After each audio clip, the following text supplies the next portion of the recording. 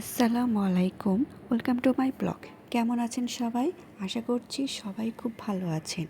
গত শুক্রবারে ওয়েদারটা অনেক সুন্দর ছিল, তাই না? আর এই শুক্রবার মানেই তো মনে হয় ঘুরতে বের হই। আর যেহেতু আমাদের শুক্রবারে দাওয়াত ছিল বোনের বাসায়, তাই রাত্রেবেলায় এই বাতাস খেতে খেতে চলে গেলাম বোনের বাড়িতে।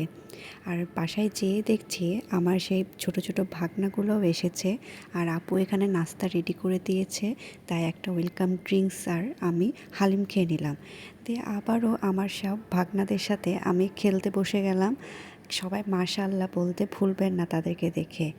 আর তাদের খেলনা দেখে আমারও ছোটোবেলার কথা মনে পড়ে গেল, তাই বসে বসে তাদের সাথে খেলনা নিয়ে আমি খেলছিলাম।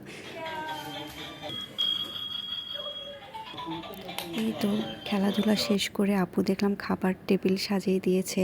আর অনেক কিছু আইটেম রান্না করেছে, রোস্ট, পোলাও, টিকিয়া, আলু ভাজি, পটল, গরুর মাংস।